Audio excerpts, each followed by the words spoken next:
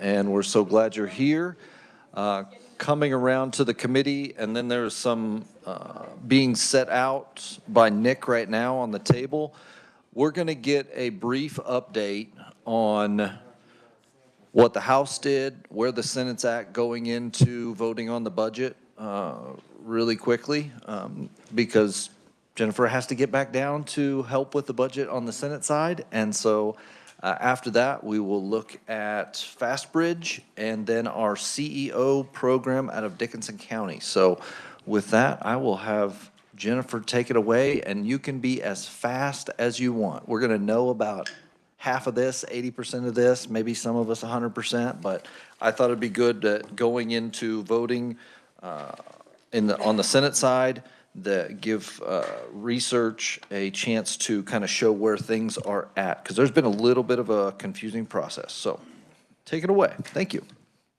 Thank you, Mr. Chair. Jennifer Light, KLRD. The document in front of you has all of the budget items that were listed in the budget summary, along with the items that were discussed in this committee in the budget committee report, and then what was discussed on the Senate side, both in the Senate Committee on Education and then the Senate Committee on Ways and Means. So the items that are highlighted in yellow on the left are the items that have changed since leaving the Budget Committee. I do want to point out that if you look at line 3, it says reappropriation juvenile detention facilities funding. It has an item number that I cut off as I was doing this, but if you see an item number, that is an item number that corresponds to an item inside your BCR. No, inside your budget summary documents. So if that's an item and you're not sure what that is, you can see more information about that within your budget summary. If it doesn't have an item number, it was added either by this committee or another committee along the way after we started the process. So in 2025, the Safe and Secure grants left this budget committee with $5 million SGF. The House Committee of the Whole voted it out with $5 million. The Senate Committee on Education removed the Safe and Secure grants in 2025, and the Senate Committee on Ways and Means also continued to have it removed. So currently there is $0 for Safe and Secure schools inside the KSDE budget. In professional development, professional development down through the Spark Wheel Special Revenue Funds are all the same thing, where they came out of this budget with basically the base amount that was agreed to, and then moved to the House Committee of the Whole, where it was voted out with that base amount, and then they were removed by the Senate Committee on Education and continued to be removed by the Senate Committee on Ways and Means. So that's basically 2025. The big differences are that the items on lines 10 through 16 were removed by the Senate Committee on Education. In fiscal year 2026, this committee had added $30 million SGF in additional special education state aid. The House Committee of the Whole had the budget go out with $10 million additional special education state aid. That was removed by the Senate Committee on Education, and so currently special education state aid remains at $601 million SGF on the Senate side, with no additional special education state aid. The House Appropriations Committee added language regarding the excess cost percentage being reported to, or as part of the documents that KSD provides regarding excess costs. So that was not done by this budget committee. It was done by House Appropriations, was in the budget as reported out by the House. It is still in there on the Senate side for both Committee on Education and Senate Committee on Ways and Means.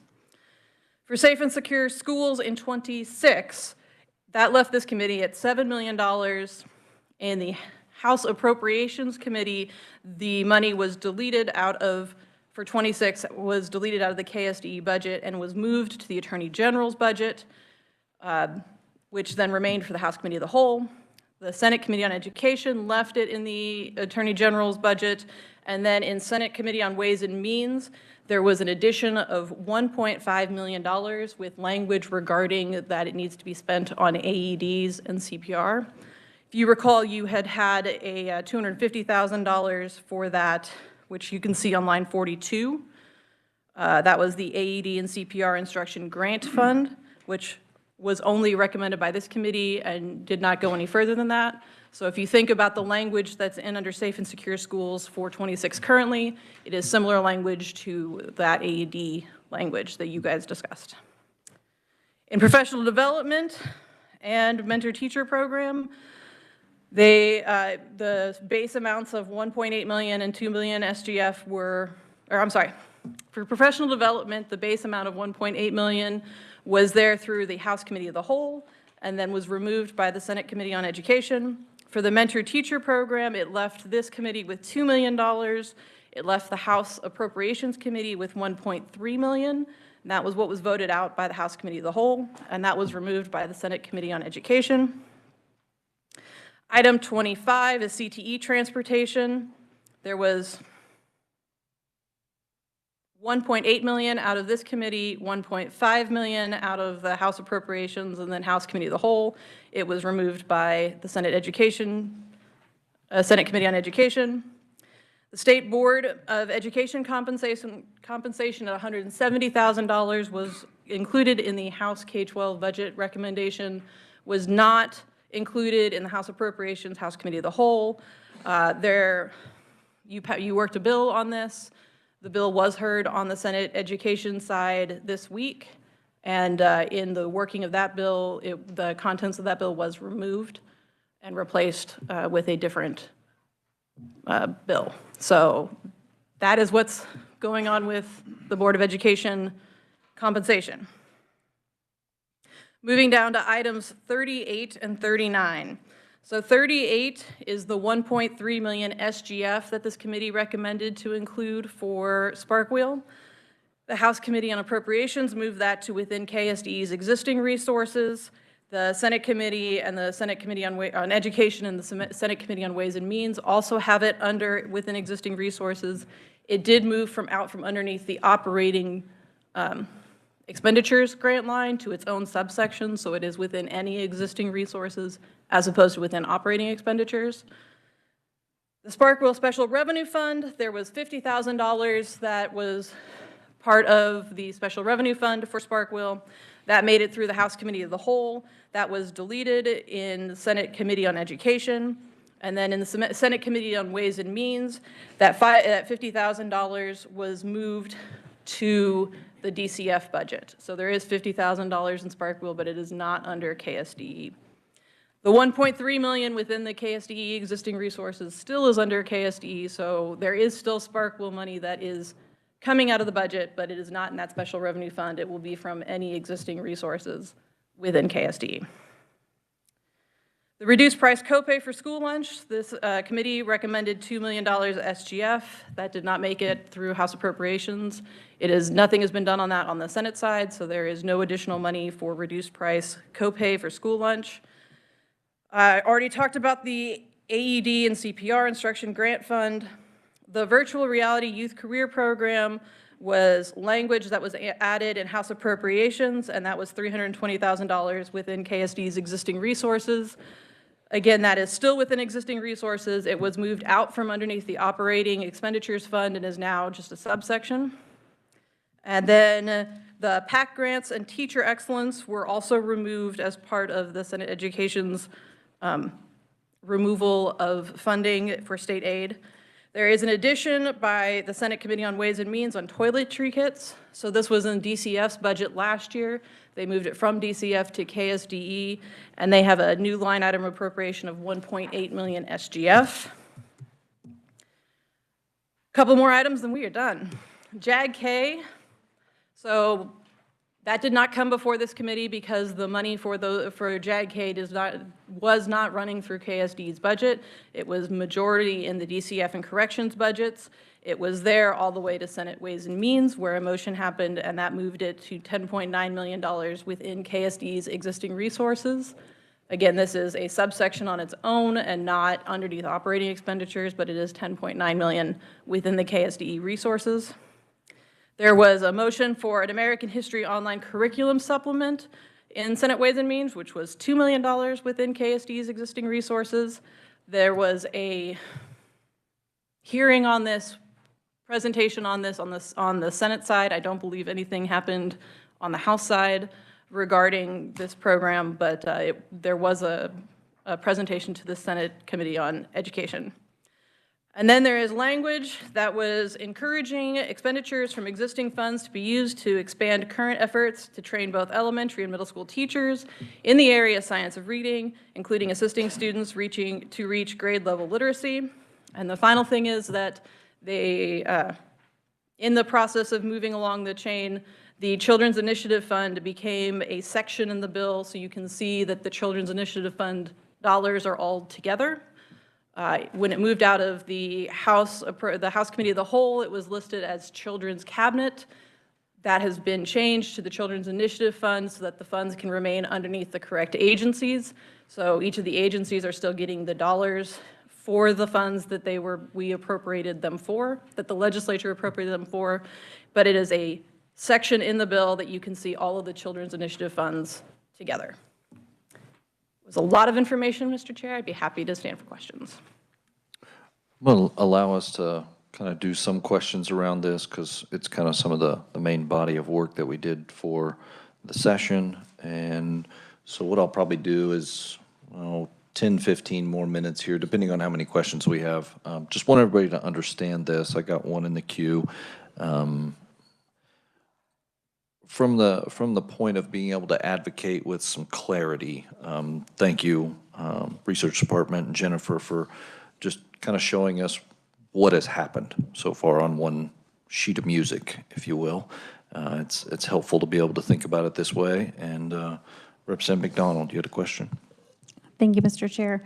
It's a little disturbing to me that it seems like we have around $14 million of unfunded mandates put upon KSDE, so worried about that.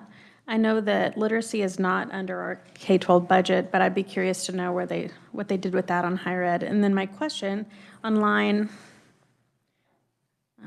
20 with the safe and secure schools, I see that the $7 million SGF was moved to the Attorney General budget, and then it says $1.5 million SGF for the AEDs. Does that mean, is that in lieu of the $7 million moved, or is that a part of the $7 million? Does the Attorney General still get the $7 million?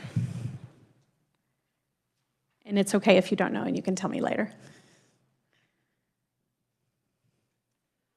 Mr. Chair, I do not know if it's the full $7 million is still under the Attorney General's office in 26. I will have to get back to the committee on that. Okay, thank you. I'd be curious around that answer too, because I'm kind of confused on what happened there.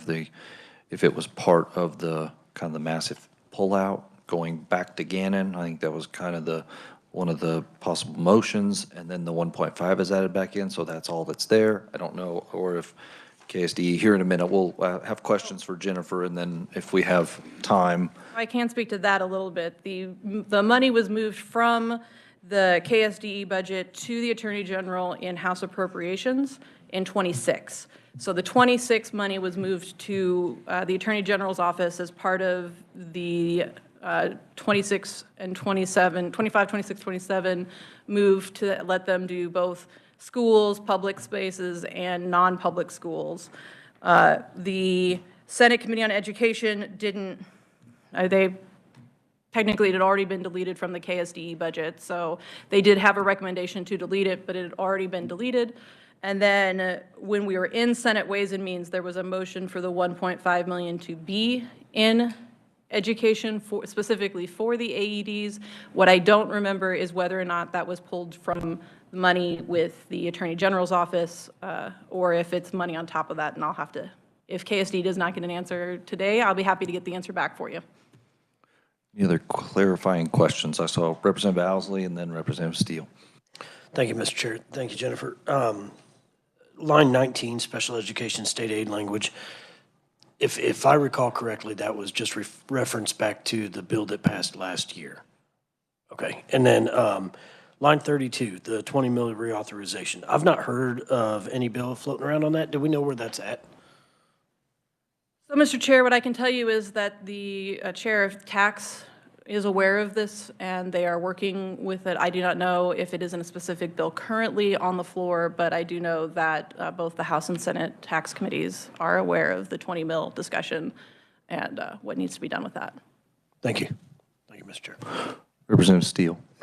Thank you, Mr. Chair. Thank you, as always, Jennifer. I just said before the meeting started, I wish I had something to go back to show my district of what we try to do in this committee for education. So thank you so much for putting this together. Line 47 and line 49, were both of those things, being that they were not in K-12 education budget or Senate budget, were those things that just went straight to Senate Ways and Means, and they had a hearing on it and they put this in? So, Mr. Chair, with the toiletry kits, it was in the Department for Children and Families last year as part of the budget underneath theirs. Department for Children and Families had a hearing in front of Senate Ways and Means, and then as part of the motions underneath the KSDE budget, the comment was is it should move to KSDE because it was for toiletry kits in schools. And so therefore it'd go under KSDE's funding as opposed to underneath DCF's funding.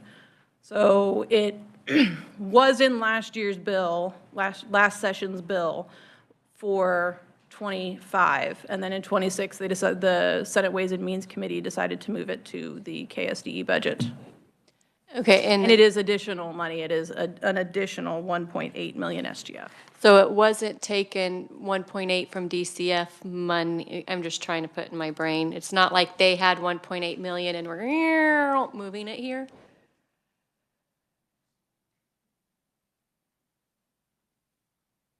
Mr. Chair, I'm not as familiar with the DCF budget as I am with some other budgets.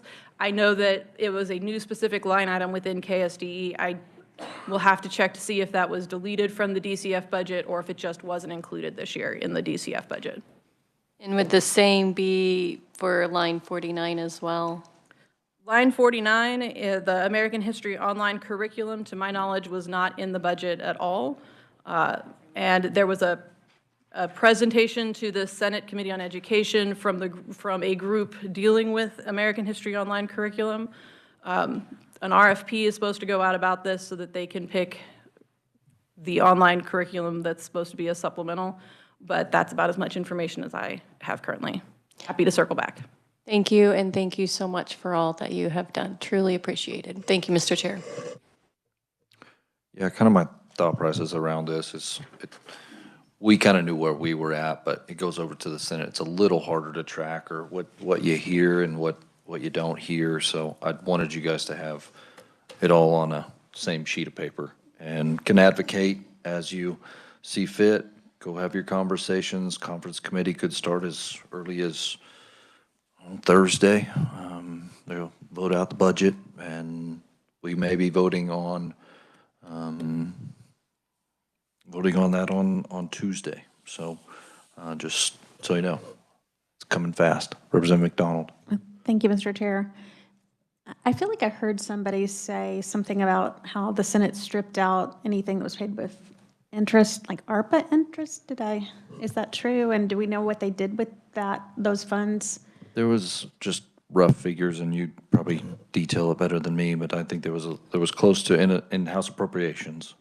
We were spending down the 49 million of ARPA funds, and the Senate, in a sense, wanted either a different position or didn't want those funds spent, and so they deleted all of that. And the EDIF, there'll be a lot of conference committee discussion around EDIF and ARPA funds and how those are spent in conference. So a lot of items are there. Thank you. Jennifer, do you have anything to add to that? Is that semi-clear? You summed it up pretty well. I like it. Representative McNorton. Please, EDIF, help me. Economic, Representative Estes. Economic Development Initiative Fund. Thank you, Fun of Friends. We were missing one letter there. We almost had it. All right. With that, I mean, just a little bit of commentary. I mean, I think there's some things in here that if we wouldn't have contended for them, they may not be in there. So there's maybe you guys have noticed this about me, but there was kind of always look on the bright side and try and work towards that in me. And I would just encourage that in you, and as we try and bring this process to a close, that we continue that. And with that, Jennifer, I will let you get back to your other business, helping the Senate make good choices. I don't speak for the Senate, Mr. Chair. I just work for both sides. Thank you. It was in jest, but thank you for all your hard work this session. Let's, for research, because they got to go, let's give them a round of applause. They did a great job this year.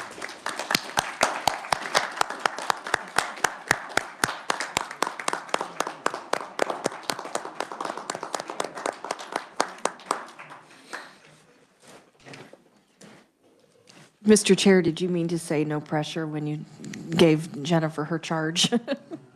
I said it in jest, but yes, no pressure. I know you'll just do your best. Always do. And with that, I think we'll go ahead and start with the Fastbridge group. And if their presenter would like to come up and just introduce yourself, and I think you've got maybe a couple ways to present this. So welcome, introduce yourself, and we're glad to have you here.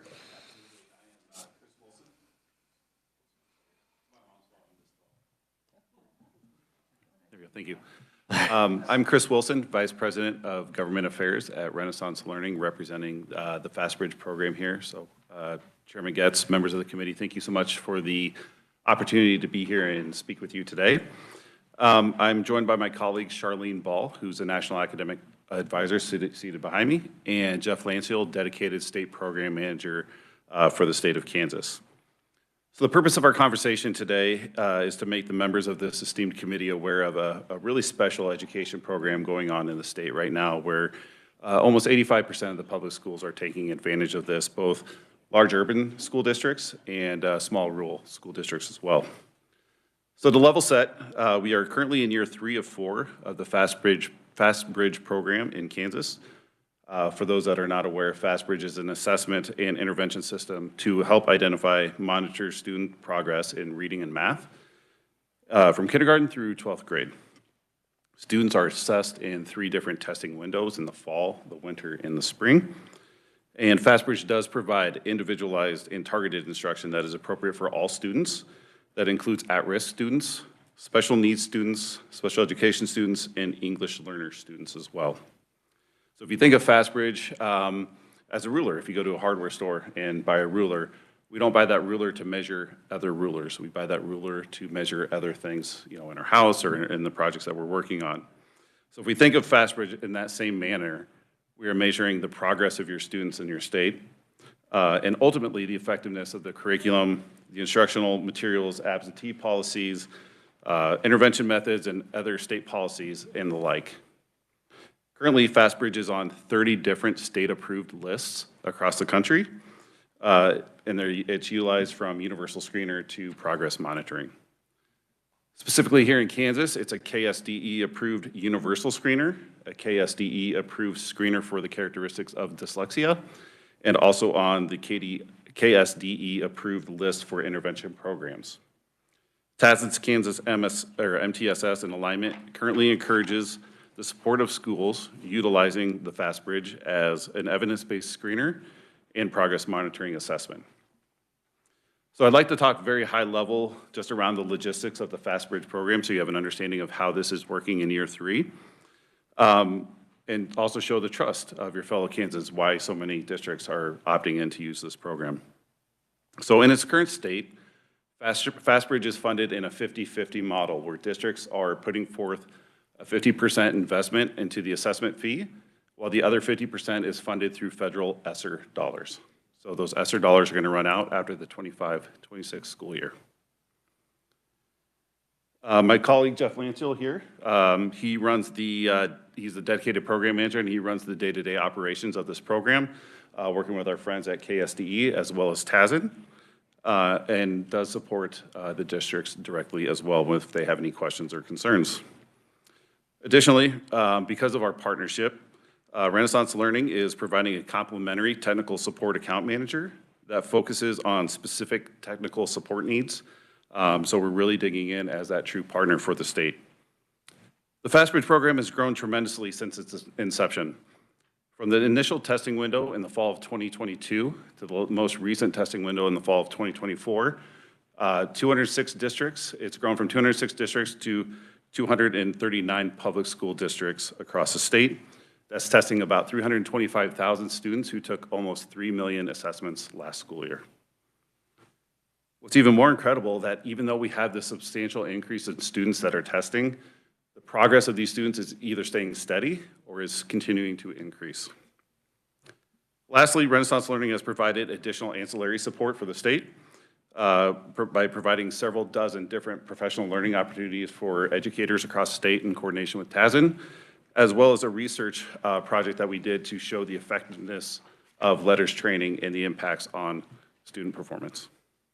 So why is early intervention critical? In the book, Flat World in Education by Linda Darling Hammond, she points out that society bears the later costs of dropouts, incarceration, and low productivity workforce. And that amounts to about $300 billion a year here in the US alone. ACT's research, The Forgotten Middle, shows that the level of academic achievement that students attain by 8th grade has a larger impact on their college and career readiness by the time they graduate from high school than anything that happens academically in high school. So if we think about education as we think about retirement, when's the right time to invest? You do it early. Interest compounds, you make more money, you hit your retirement goals. And we need to think about education that way as well. So while it might seem silly to think about an elementary student's readiness for college and career, we know that math and reading are ruthlessly cumulative. That if those students are missing out early on, it's going to be that much harder for them to catch up and that much more expensive at the state's cost to catch them up. As a written testimony in your folder that you received from Dodge City shows, the FastBridge program in Kansas is successful. It is aimed at screening, identifying students for immediate intervention and student progress monitoring, and it's likely going to end after the 25-26 school year without further investment. I encourage the members of this committee to reach out to your district administrators, talk to your teachers, even talk to your students. I have a couple here. They're going to have an awesome presentation after us. Ask them about the FastBridge program. Ask them if it makes sense to invest in the future. To that end, I'd like to introduce my colleague, Charlene Ball. Charlene is a National Academic Advisor here at Renaissance, serving as a subject matter expert for both districts and states across the country here. Prior to joining Renaissance, Charlene served as a teacher, building and district leader, as well as an assistant superintendent for learning support services for 31 years. She holds a Master's of Education degree in Curriculum and Instruction and an advanced degree in Educational Leadership from Xavier University. Charlene has used Renaissance products in her previous life and brings a wealth of skills and knowledge to the table to help schools and districts accelerate their student learning.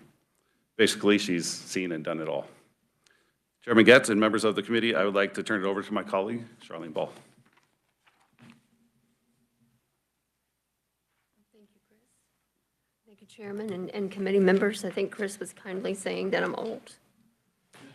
So, as Chris was saying to you so eloquently there at the end, evidence shows that early, let me do this, thank you. Like, I didn't sound that way. Evidence shows that early education intervention can partially offset the impacts of poverty. As a child of poverty myself, I know that early intervention was exactly what happened to make me successful. Inadequate learning environments on child development and school success can be devastating to a child. In Barnett et al. Study, they found that a broad range of early education interventions are found to produce meaningful, lasting effects on cognitive, social, and schooling outcomes. And when we think about the benefits of being able to identify risk early with our children, we set them up for future success in literacy, numeracy, and ultimately, on a broader scale, life. So today, I am very hopeful that this esteemed committee will walk away with a deeper understanding of FastBridge, which is an instructional tool that nearly 85% of the schools and districts here in Kansas actually use, by focusing on four, really basically four pillars. Investigate, or the assessment, the process and the use of it. Intervene, or let's meet kids' needs where they are. Let's address those skill gaps. Inspect, where you're going to be monitoring progress of your students and really measuring growth. And then, of course, invest by joining your districts in a collaborative partnership that fiscally allows you to continue to meet Kansas student needs for years to come. Let's talk just a little bit about FastBridge. FastBridge, as I've said before, is a measure of risks. So what exactly does that mean? FastBridge is a tool that allows teachers and leaders in your schools and districts to know whether or not their students are demonstrating risks in the academic areas of math and in reading. It can address academic risk areas for kindergartners all the way up through grade 12. It is a combination of something called curriculum-based measures, specific skill measures, and a computer adaptive assessment. As students answer questions, those questions respond to the way the student's answering those questions and adjust to give you a present level of performance on your student. The data that is provided by FastBridge is both broad and specific. It is broad that says this: when we are assessing students, we are looking for, is this student at risk, and to what degree does that risk exist? Is it a high risk, is it a medium risk, or is it a low risk? And then we use another piece of the assessment to say, yes, there's risk, here's where it is. We put all of that data together into a wonderful report called a Student to Intervention Report that not only provides specificity around exactly which students are at risk and what those risks are, but it also gives that teacher in that classroom information about their whole class as well as small groups of students so that they can act immediately, which comes to intervene. You see, FastBridge and those provides reliable data and those research-based tools that teachers need to use in order to be able to address those skill gaps all live on one platform. They don't have to give the assessment here and then go someplace else to find those resources that are evidence-based and ready to use. Having that data in the same system as the instruction and intervention strategies really helps teachers to be able to work very swiftly to meet the needs of the students. Academically, there is very little time between the actual assessment and the intervention or the instruction that needs to happen. The suggested intervention includes lesson plans, including how long those lessons need to be, a video of the intervention being implemented, as well as frequency and dosage recommendations. In other words, the teacher in the classroom has everything that he or she needs to have in order to know how that intervention and that instruction needs to be done appropriately. The fidelity can be measured based on the way that they have that intervention set up. The plan is thorough and it's very easy to follow. Which brings us to inspect. We've identified the risk, we've identified the skill that's at risk, we've got the suggested intervention from the student to intervention report. The student to intervention report also makes a skill progress monitoring suggestion. Once the assessment data that the student gives to the teachers and leaders identifies where that area of risk is, once the teachers have identified what intervention needs to be used, there needs to be a specific way to measure the implementation and whether or not that implementation is actually ameliorating that child's skill deficit. That's where progress monitoring comes into play. Using the recommended progress monitoring measure from the student to intervention report, teachers can measure whether or not the interventions are helping the students catch up, so they know that they can either fade that intervention, begin working on possibly another skill, if they need to intensify that intervention, or if they need to adjust that intervention in some way so that that student skill gap is shortened along their learning journey.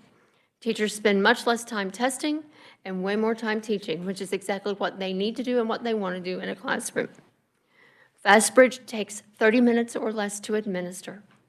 Many of our competitors take much longer than that, on average, about 45 to 60 minutes, in some instances up to 75.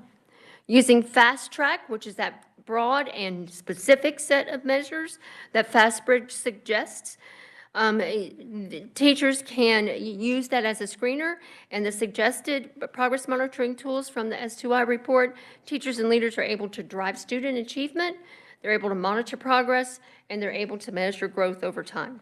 All of the important metrics that determine success within schools and districts in the state of Kansas are right there in the system.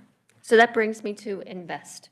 What is it that we need to be continuing to consider? We need to consider the cost-sharing investment for Kansas SDE and local school districts. Nearly 85% of your students in Kansas, and 85% of the districts in Kansas are actually using FastBridge as their universal screener. Securing this assessment tool for the future for future use by these and other school districts will provide data consistency that would allow teachers and leaders who already know how the assessment works and what the data tells them to be more efficient in their instruction. In other words, you've got that longitudinal investment. You don't have unintended consequences of having to change that assessment in the middle of the stream and trying to make some sort of comparison or crosswalk from FastBridge data to a new tool. There is no break and no inconsistency in the services being delivered to the students. The FastBridge implementation in Kansas is funded on that 50-50 model, with the local school districts actually matching the investment of KSDE and ESSER dollars, keeping FastBridge as that universal screener and for screener and characteristics of dyslexia and on the approved list for intervention programs. Means that it remains a solid investment in the future of the students in Kansas. Thank you, Mr. Chair, and Chris and I will be glad to stand for questions. All right, is there any questions, committee? Representative Estes. I'm sorry, you can usually count on me to be first, right? And have the most. All right, I have several, but I'll ask one and give other people an opportunity. When you were talking about progress monitoring, I was intrigued by something you said, and I wanted to know if there are digital versions of the progress monitoring that travel with the student as the student goes from grade to grade. Great question. I'll be glad to answer that. When a student is rostered inside the FastBridge system, they are rostered according to their state student ID number. When that state student ID number is attached to a FastBridge record, that will stay with that student the entire time that they have a career in either the school system where they currently live, or if they were to move out and come back, they would go back under that same SSID. Okay. So the long answer to your question is yes. And is that something that goes into a student's cum folder? The digital record doesn't necessarily go into a student's cumulative folder, but states do have requirements of how long a record of assessment and a record of performance are kept on students once they graduate from school. It also is dependent upon district policies.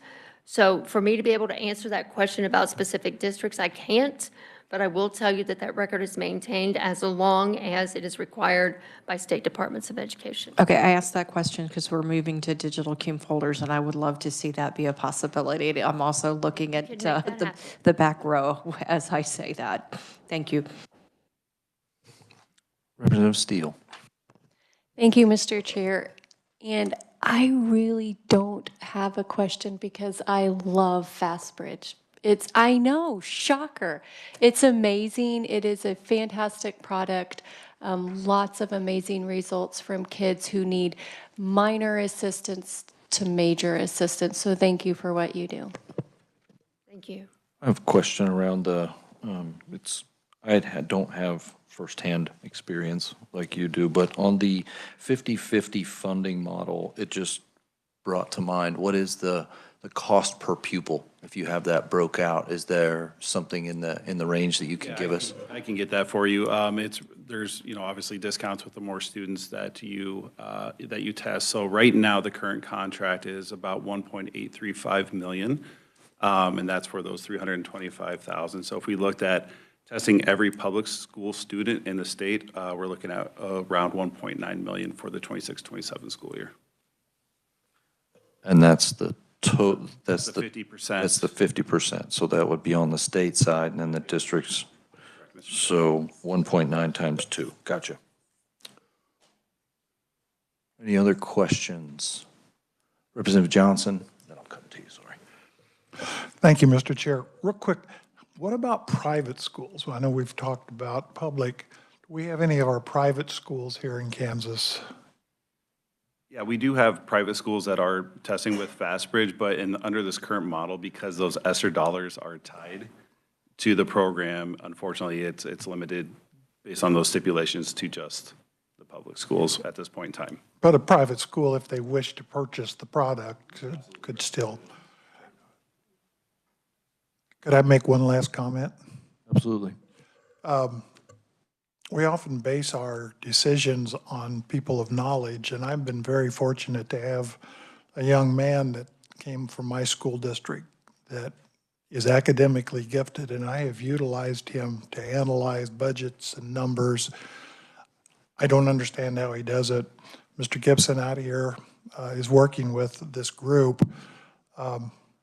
It amazes me what some of our young kids can do that come from our wonderful school districts, and I appreciate the fact that he has brought their attention, my attention, because I did not know about them. Thank you. Yeah, I know lobbyists like to stay in the background, but he's doing a great job. Representative Hill. Thank you, Mr. Chair, and thanks for the presentation. I probably have more questions than we have time to talk about, but I'll start off with a question. When you do a diagnostic, and when you gave us those numbers, that was for 3 testings in a year, is that? Yeah. So when you do diagnostic on children, are you able to, is it micro enough that you can pick up specific decoding issues to be able to give back to the instructors? It absolutely is specific enough. When you administer a curriculum-based measure, you are looking specifically to watch the student actually demonstrate the skill that you're actually measuring with the test. When a teacher is trained to administer that, they are trained to administer miscues as well as accuracies. Once the assessment is finished, not only are you able to make a record of that, but on that S2I report, you will have information along with on the progress report, you'll have specific information about the errors and miscues that the student has made so that teachers and leaders can then start looking for trends and patterns over time. I appreciate that. And the second question, it's a little bit comment, a little bit question. Members of the committee will know that I'm a huge advocate for longitudinal testing, where we look at children over time and see if there's a measurable change in their performance. And it sounds like you guys are deep into that idea. The question revolves around at-risk. This committee last year worked with the department to come up with some criteria that at-risk funding would be somewhat tied to developing longitudinal data. And just a question of whether you've been involved with that in the state here, whether there's been some requests to do at-risk diagnostic. So by the very nature of the assessment, FastBridge is a risk assessment. That is literally what it is looking for. To address your question about the longitudinal data, we look at data over a year and then over years, which is one of the reasons why we believe that consistency in measures, insert the measure here, we hope it's FastBridge, will give you the data that you're looking for from the very first time the student takes the test until their most recent assessment.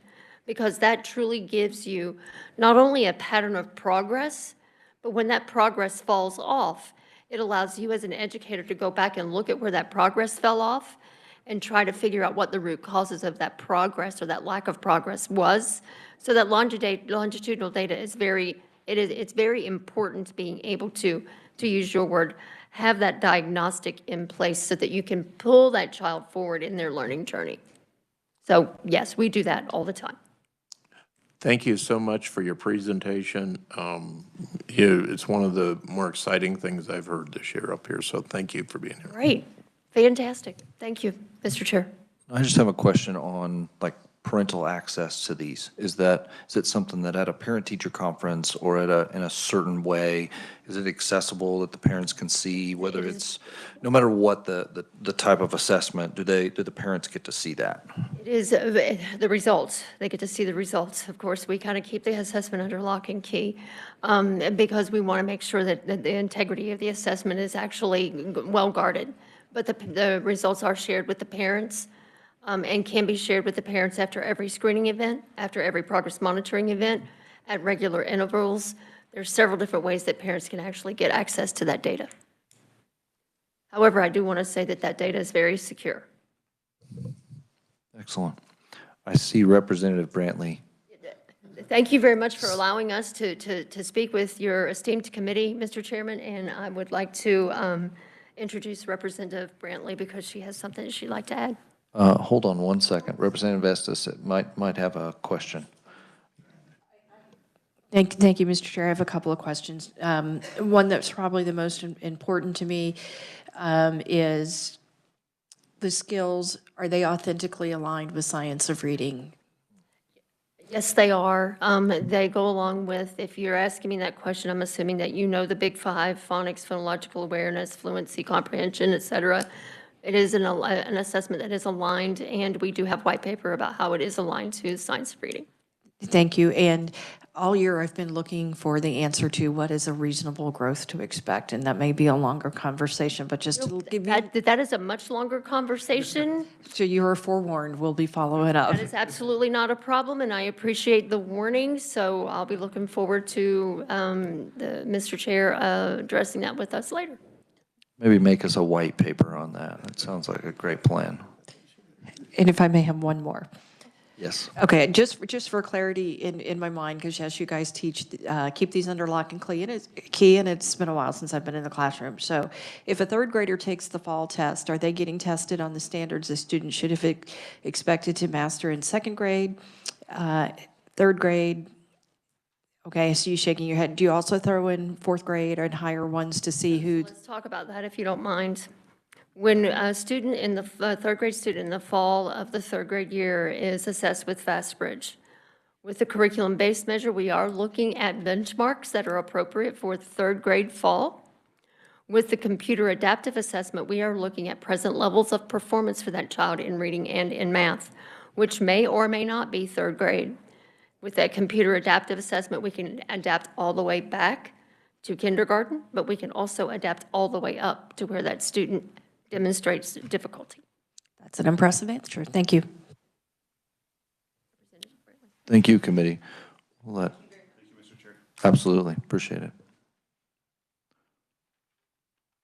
Feel a little odd on this side of the It does. room. Yeah. So they asked me to talk to the committee about FastBridge. I kind of did this backwards. I used to be with Kansas MTSS and Lyman as a math specialist, and when COVID happened, a lot of the districts were using FastBridge, and we hadn't really had the experience with it. So we just started delving into the reports and the whole piece, and so we really kind of became experts in our own accidental COVID piece. So what we did is we started some videos that we were making to help with KSDE as they sent these out to school districts and such, and then started doing some trainings around the state for FastBridge. One of the things that kept coming up a lot with teachers is this comparable to our state assessment? No, this is an at-risk assessment. So when we've talked about the pilot and such for at-risk, we're looking at a student to see if, are they going to meet the end of the year benchmark for a third grade student, or are they going to be below? So there's a lot of different reports and such that you can get in FastBridge. So that's what I did. The 90 days before I came here, I taught third grade. I actually had to administer the FastBridge, which was a total different thing because I couldn't access the teacher administration piece for a student as a MTSS specialist. So sitting down and working with the students and delivering the benchmark, the progress monitoring for reading and math, you're looking at those skill sets of whether that student is going to have the skills to meet that end of the year benchmark. And it's not a summative outcome academic test. It's an at-risk. So it narrows down to those skill sets for math and reading. For example, in math, it would look at facts, your addition, subtraction, multiplication, division facts. Then it would put them together as a mixed piece.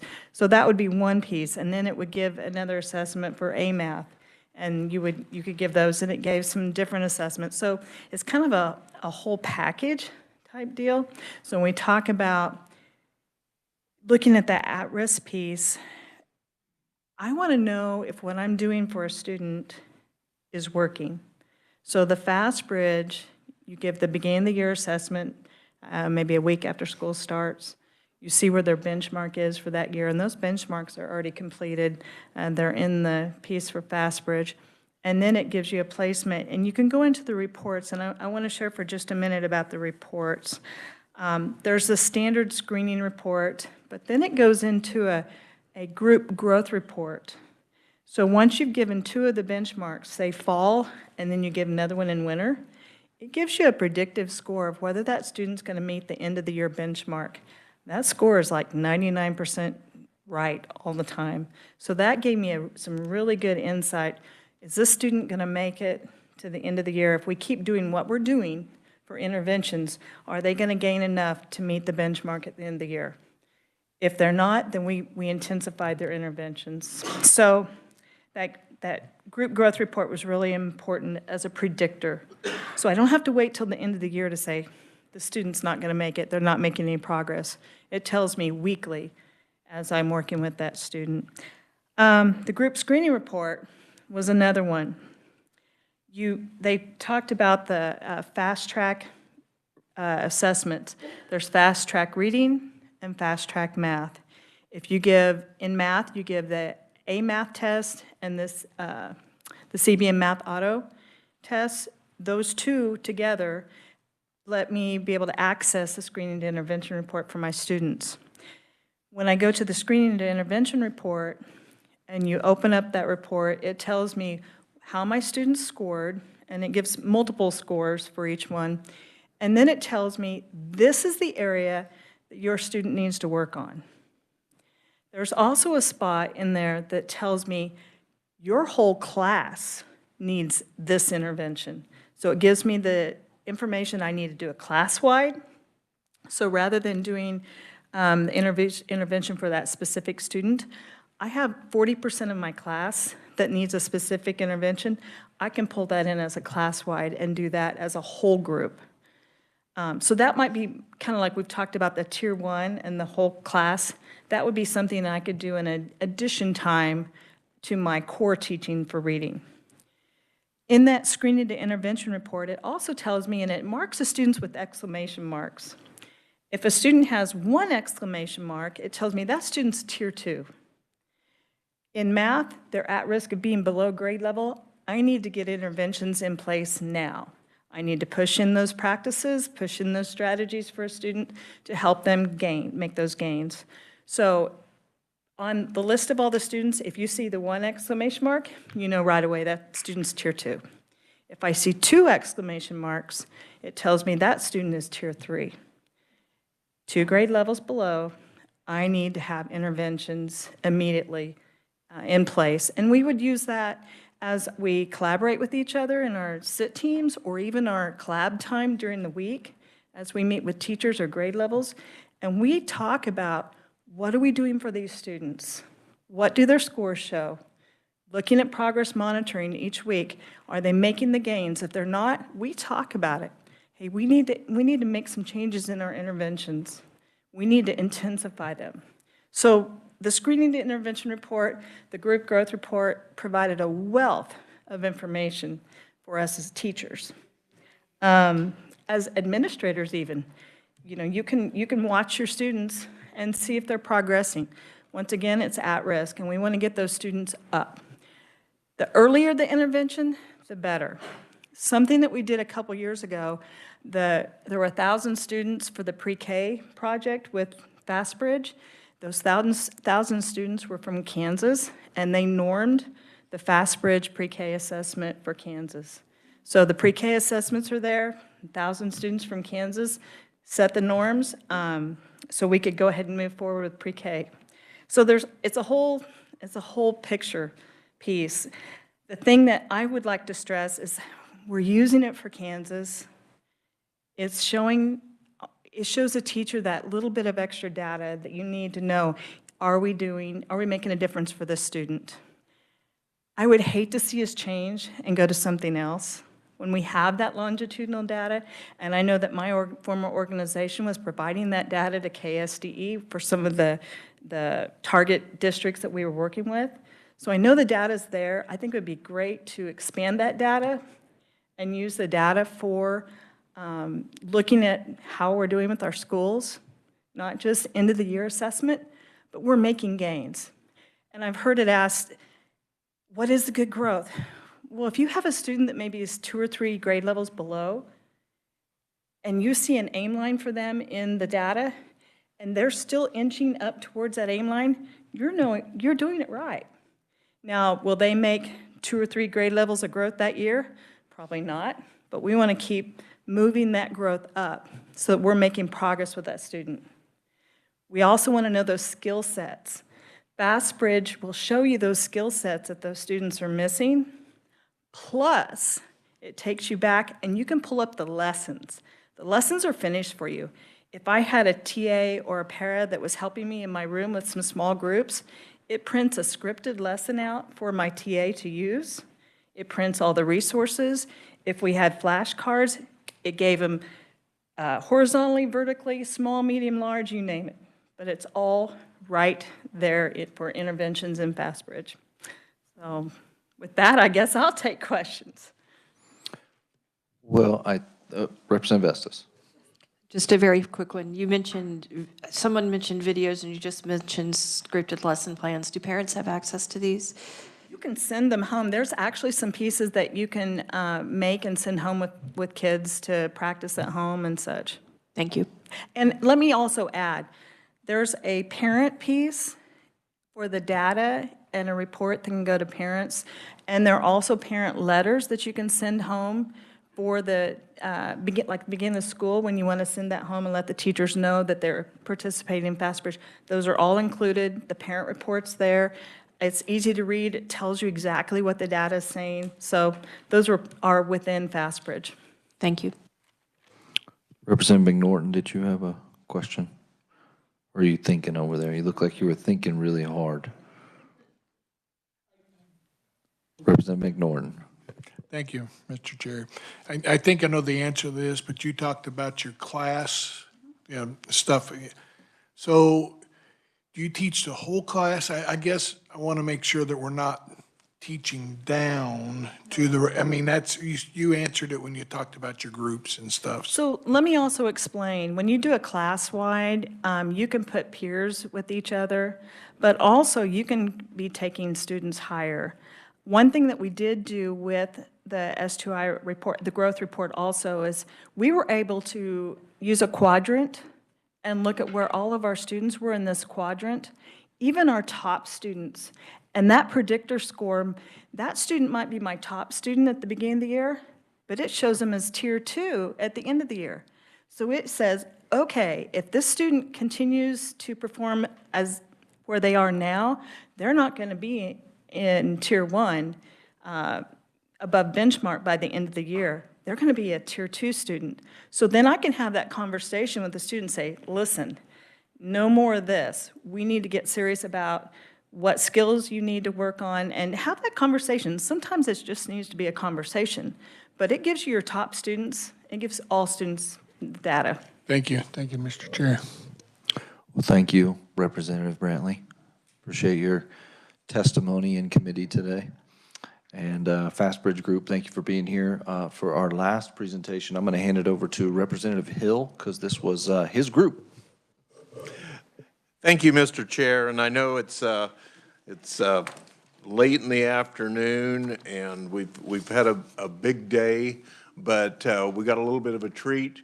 Those of you that were in Education Committee have already got a sampling of this, but those that you that have not seen it before, we have a group that came all the way from the far-off city of Abilene, Kansas, and Dickinson County, and they want to share with you a special program that juniors and seniors in Dickinson County participate in. And with that, I'm not going to steal their thunder. I'm going to turn it over to Brandy Gray, and you can introduce the two ladies that are with you and go from there. I will, the only thing I'll say is I gave them forewarning that they're probably gonna have about half as much time. So if you want the full presentation, if you're not on the Education Policy Committee, there was an hour and great questions, and we may not get that much time, but you can go and watch the full presentation on the Education YouTube stream. So welcome, thank you for being here.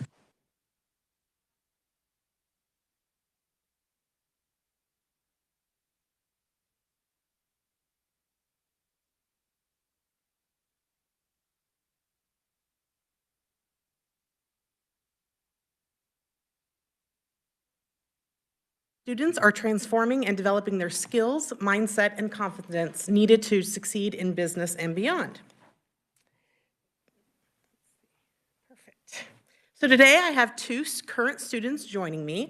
I have both Abigail Gaston and Kaylee Weibert, and we're going to together share with you a little bit of information about the CEO program, the main components of how the program works, and also give you some background information about the administration.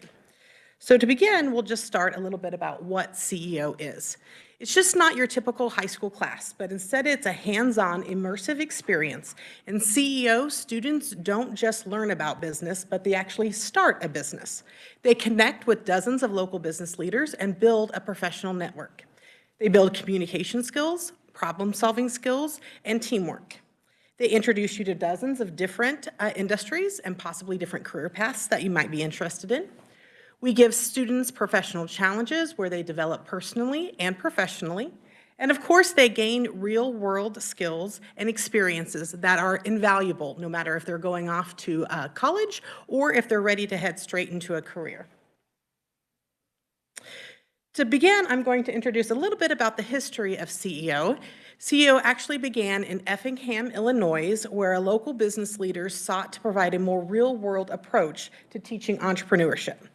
Rather than following a traditional curriculum, the first CEO class built the program from kind of the ground up. They started working directly with business owners, forming mentorships, and learning by doing. They recognized that this program was so transformative that they created an institute called Midland Institute for Entrepreneurship, and that was created in 2010. And the institute has been used throughout the last 15 years to expand CEO across the country. We are very proud that Dickinson County is the first and right now the only CEO in Kansas. And it was actually found by a local entrepreneur in Dickinson County when they were visiting another state. They were so inspired by the story that they went to a local school board member and kind of explained the program. After further research, a group of business owners came together and created this opportunity for our Dickinson County kids. And we're very proud to be in our 5th year of the program. Next up, we'll have Kaylee explain a little bit more about how the program works. I'm Kaylee Weibert, and CEO is a class that pulls together all of the schools from all across Dickinson County. So that includes Abilene, Chapman, Harrington, Hope, and Solomon. Right now, we just have kids from 3 of the schools, Abilene, Chapman, and Harrington. Oh, wait, I have more. Yeah, so every day we get to meet up from 7:30 to 9 o'clock in the morning, and we never meet in a classroom. We always meet at either like a host site at a local business, or we meet at a local business for a business tour. And when we do need those work days, then we go to those host sites and occasionally have guest speakers come in and talk to us. And this class gives us 2 high school credits.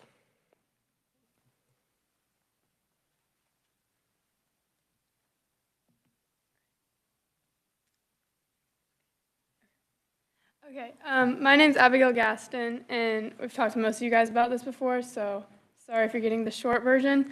But so CEO, like, it's a very cool class. It has a lot of different aspects to it. And so you can see, so there's CEO cultures on there. So the culture is definitely different from any other high school class that you've ever taken. We dress professionally. We show up at 7:30. So that's just something about learning to be professional as young adults. And so that's something about the culture. Team building, Brandy does a lot of professional development with us, just, teaching us to stop acting like teenagers and start acting like professionals. And so that's just a cool part of the class. Another thing is guest speakers.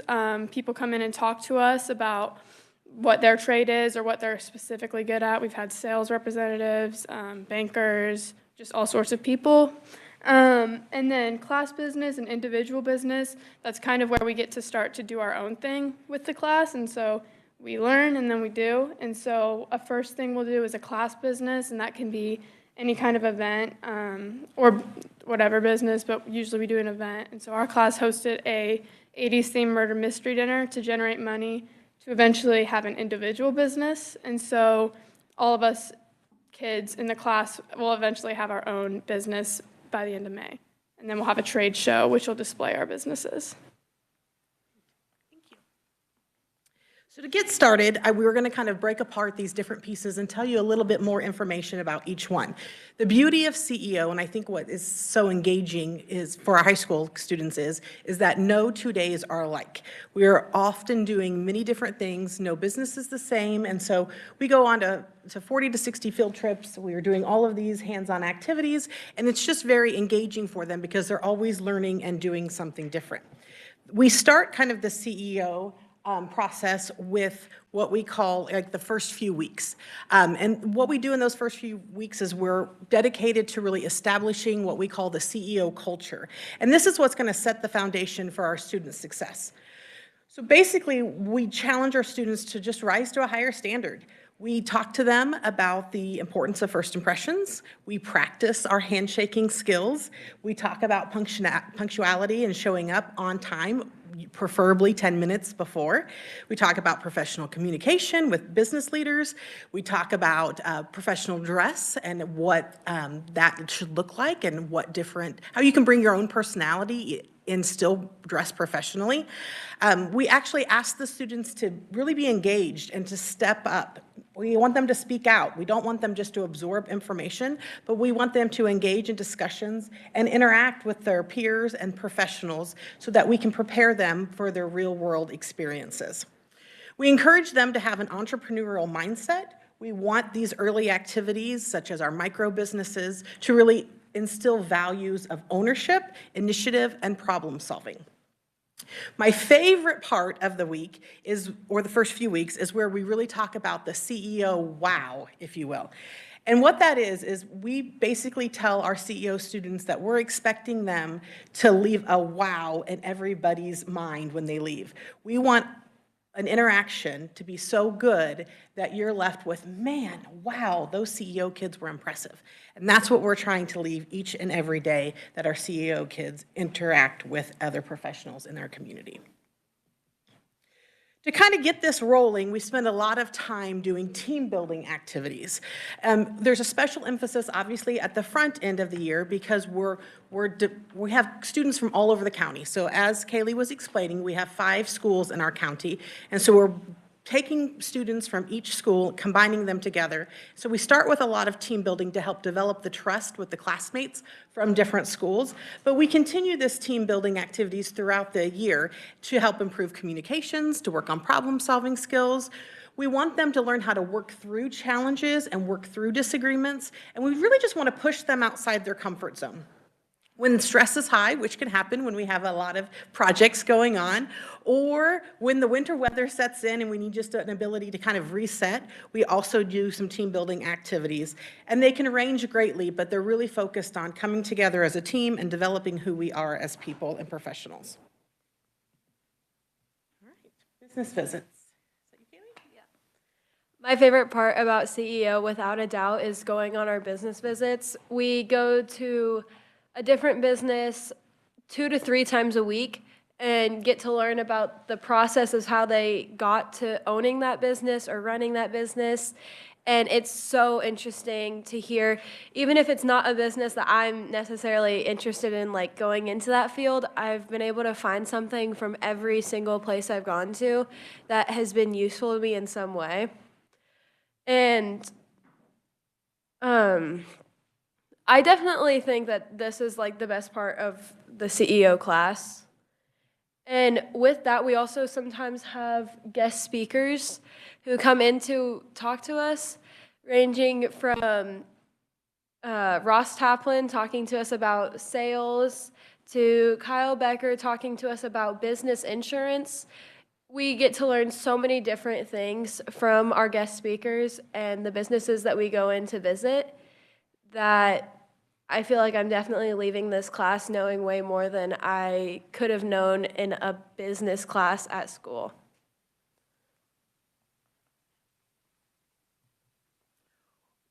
One of the most interesting things about CEO, it's not just about the students grabbing the information, but it's also about the students immersing themselves within the community. And also our businesses are getting a lot out of this.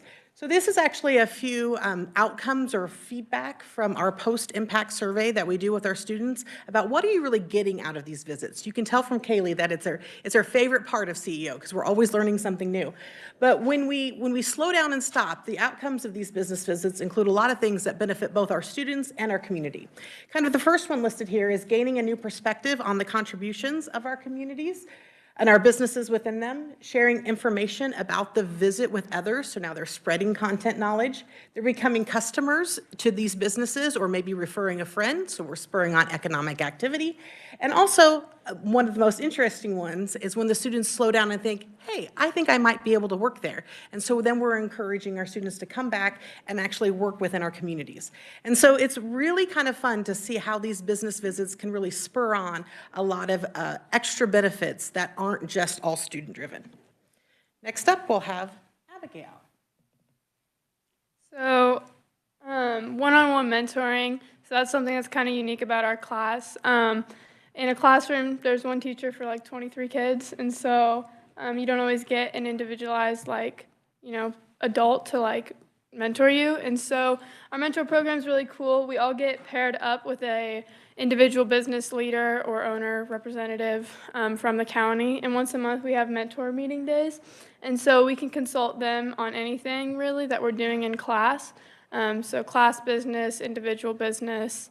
My mentor, he owns a car dealership, and he's really cool. He's good to ask about financial statements, and he's helped me a lot with my business plan and everything like that. And then, so class business, like I said, we do a class business, and so we hosted an 80s murder mystery dinner. And so the goal of class business is to, first off, learn to work as a team, I think. And we definitely did that. We learned to work as a team and make whatever profit we make from that, we get to use, and it gets invested back into our individual business. And so our individual business, we all get an opportunity to kind of make our own and do what we want to do. So you get to express your individuality, I guess, in individual business. And so it's really cool to get to apply what we've learned and kind of have that to show. And then what's also cool about individual business and just CEO in general is when we finish the class, it's not just a grade on a report card. You have a whole business plan left with, and so that's something that's really unique about it. And then trade show is kind of the finale, I would say, of CEO. And so at trade show, we're going to all set up our individual business booths, and people can come and they can hear about it and they can buy. It's just kind of a good way to show what we're doing.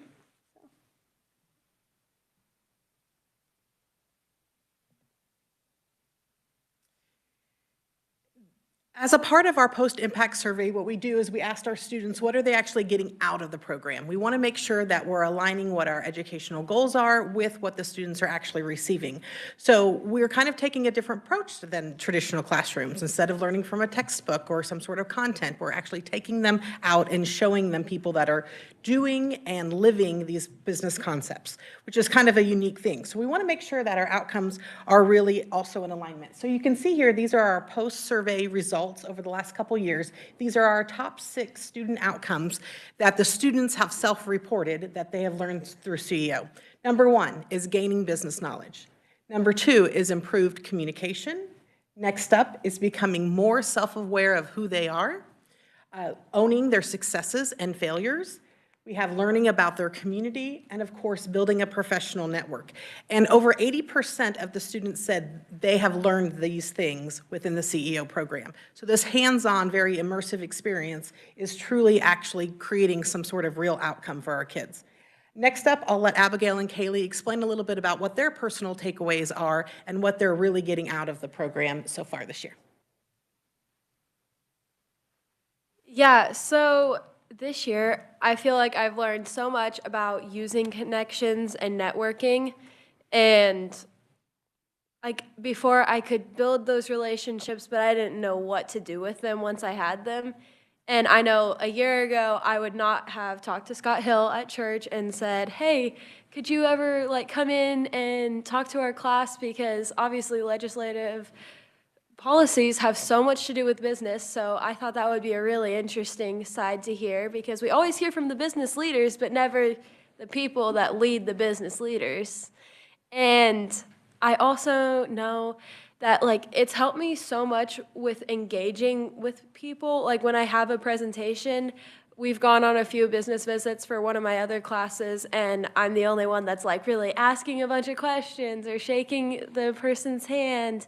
And I know I wouldn't be doing those things had I not joined CEO. Yeah, I mean, to kind of attest to that, like there's pre and post CEO, and I think once you learn your CEO skill set, that will go for the rest of life. And there's clearly a difference between kids that have been through the class and haven't.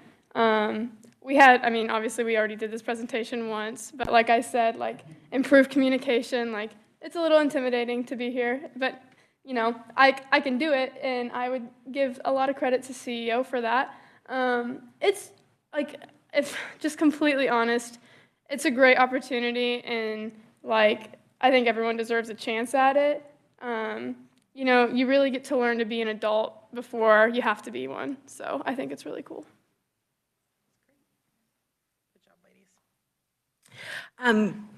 We aren't going to share the videos in sake of time for today, but just kind of as the facilitator receiving, you know, kind of mom, dad feedback, as well as I get random text messages from alumni throughout the year. And they're my favorite things to receive because parents will come up to me and they're like, you wouldn't believe what so-and-so's doing.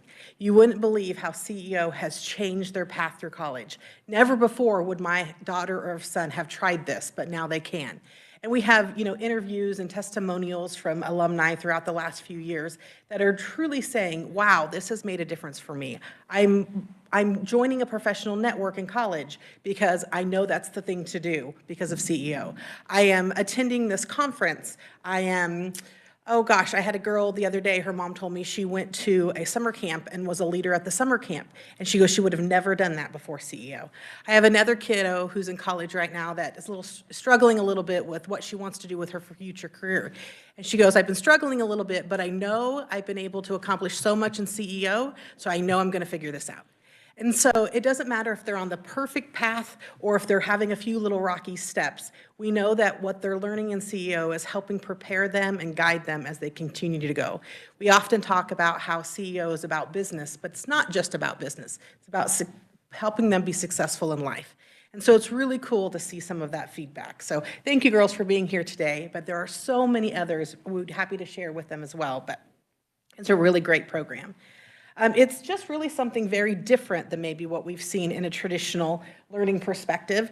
It's definitely a unique program that's very community-driven, and we are fortunate in Dickinson County to have some amazing businesses and local leaders that support the program and really help bring that to our community. It really involves a lot of community stakeholders, and so we have school representatives, we have business leaders, we have board members, we have the people that have the time, we have people that have the treasure, and they really just all come together for the benefit of these students.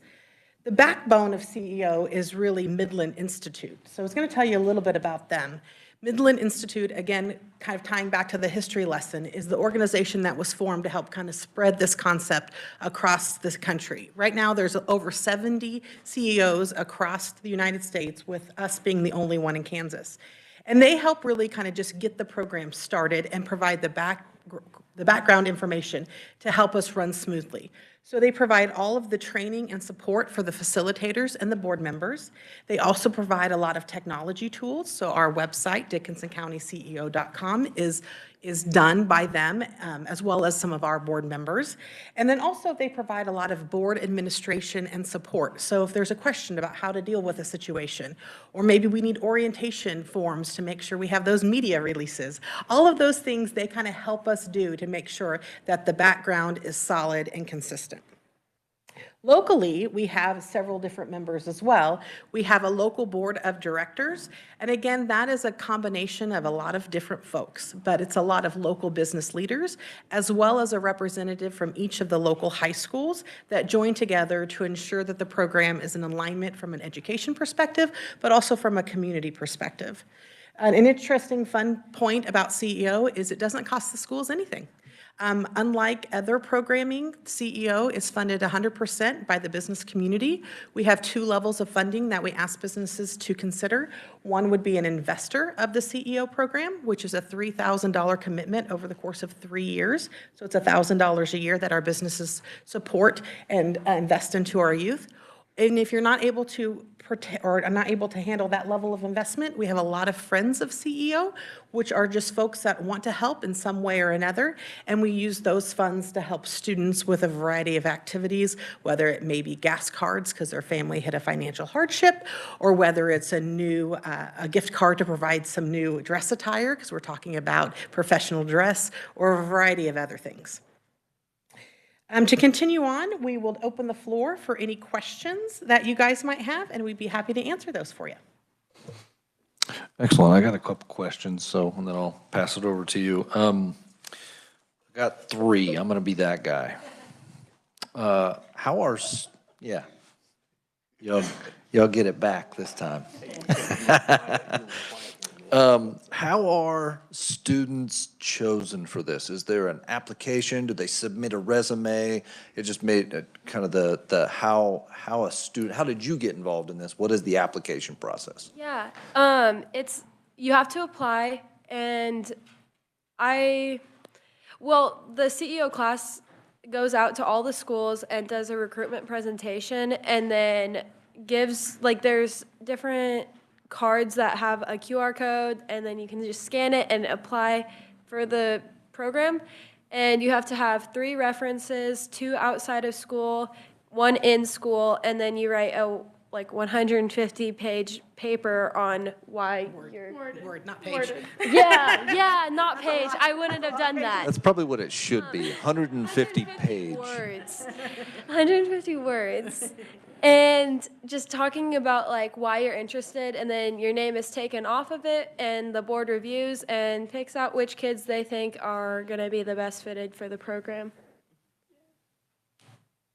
My next question would be, so I can't remember which one of you, I think it was yours, I think it was Abigail or Kaylee, I can't remember which one, but one of you said you didn't know how to use your connections. So I wondered if, what is the coaching on utilizing your connections? Because that's maybe something we could learn in this building too. We have connections sometimes, but what is the coaching and then what you've learned of then how to utilize those? Not feeling like you're using somebody, but hey, I'm thinking about this? What does that look like in your mind? Yeah, we had a presentation early on in the year, and the presenter said that your network is your net worth. Nowadays, like, you can have all the money in the world, but if you have no one backing you up or helping you expand, like, you're not really anything. And I've definitely learned how to use my connections because we have to set up business visits. Like, each student has to set their own up. And that helped me like start because I was like thinking about who I know that's an entrepreneur and would want just, 15 people coming to their house to see whatever they're doing or their business. And I got to start with my neighbor who does flowers and like she has this huge flower garden, and I set up the business visit with her, and that was like the best, like that was like the first introduction to using my network. And I think really what I've learned from that experience is it's not that scary. Like, normally if people are like even just like acquaintances with you, like they're rooting for your success. They want to help you out and they want to be interested in what you're doing. So I think a lot of it's with the culture, we start with the fact that we're all part of the CEO community. So we bring a lot of different people together, and we all are a part of this community to help the students. And I think they can feel that. And so we talk about how, I'm one person that you see every day, but there's 13 of them, and I'm not going to be a CEO of 13 businesses. So these really have to become their businesses.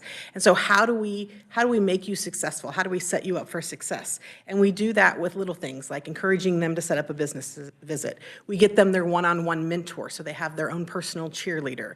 We push them to work together as a team. And so I don't think it's one class period where they learn X, Y, Z. I think it's just this combination of really learning how it's okay to put resources together, and it's okay for them as a teenager to want that and to look for that.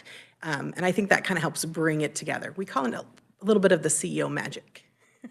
Abigail, do you have something to add? I mean, I was just going to say, like, I think it's just like realizing, like, I know people and they all do something. Like, everyone does something. Like, she knows somebody that has cucumbers and I'm doing a pickle business. So it's just like putting all the pieces together. It's like, oh, I know someone that does that. And it's just like actually using it. Like, I don't know if that makes sense, but, like just getting to know everyone and like, I don't know, putting it together, I guess, I would say. I like it. Thank you for your responses. Thank you, Mr. Vice Chair. Thank you, Mr. Chair, and I really don't have a question. I do have questions, but you'll get them later. But I just really appreciate you coming up and taking this whole day to present before us and give us an idea of some really good things that are happening in high schools. And as you were presenting, I was thinking about it and how that we have advanced placement classes for kids that are really interested in an academic career. And we have CTE classes for kids that are wanting to get into business and industry really quick. And how this kind of fills in a gap that we overlook a lot of times about people that want to have a business, want to be entrepreneurs, and be a next generation of leaders in our society. And I just appreciate you hanging with us, and I really appreciate these two young ladies giving up their spring break to come down here and talk to us, and thank you so much. We got two people who want to ask a quick question. Representative McDonald? Thank you, Mr. Chair. I just wanted to echo what Representative Hill said. You have been so poised and articulate, and I'm impressed with your drive and ambition, and you're just a testament to our schools and most certainly to your excellent teacher here. I was wondering if do you feel like you have the resources that you need? Would you like to expand your program? If so, what would you need? Or do you feel like the kids that want to do this are doing that? I think for the most part, the kids that want to do it are doing it. We're growing a lot. I would say my first year, we had 7 students, and we're at 13 now. And so it just kind of keeps growing year after year, and the quality is just amazing. We have kids that really want to learn, so that's very encouraging. The kind of Midland sets up this program, so it's kind of sustainable within our communities, and it's just really, I mean, it's hard to describe. Like, we tell you about the different pieces, but until you can really see it, it's just really interesting the way that it works. But really, the local community kind of resources it all. It's amazing, you know. We need to talk to them about legal forms of business, so we'll call an attorney in. We need to talk about, you know, insourcing, outsourcing, so we might go to a manufacturer, you know. We just are able to bring a lot in from a lot of different resources. And so the community has just been so impressive and how they've supported it that I think that I think we have what we need at this point. We would like to continue to grow to give more students opportunities. And I think one of our challenges with that is just, you know, coordinating with schools. We don't want to be disruptive to the typical school day. And so that's why we do our classes in the morning, you know, 7:30 to 9. But that can be challenging because, you know, in our small schools, only, you know, there's certain classes that have to fit certain places. So I know there's one school where we don't have any band students because band's only offered, you know, first or second hour. So that would be a little bit of a challenge, but we work through it the best we can, and give the opportunities to the kids that can be here. So it's amazing. You're very welcome. All righty, thank you. I think I'm just gonna wrap it up. Thank you guys for being here. I really appreciated hearing it both times. I think we could continue to hear it. So hope your program goes well and continues to expand at the right pace. You know, everything in its right pace. So thank you very much. And if you want to come try those pickles or see Kaylee's. Oh, yeah.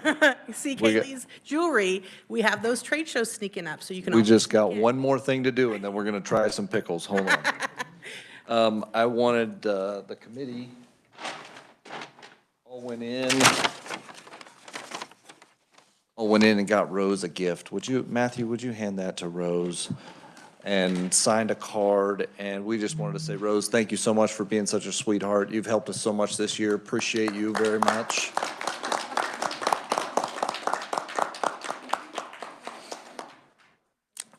And then I just wanted to thank the committee. It's been an honor to be your chairman this year.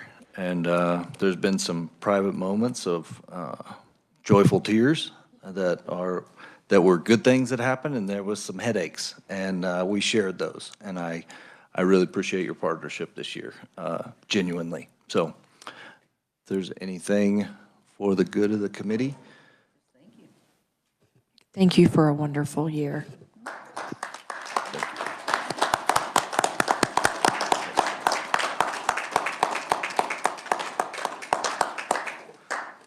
I'll receive it better than a scalding. With that, committee, we are adjourned. Thank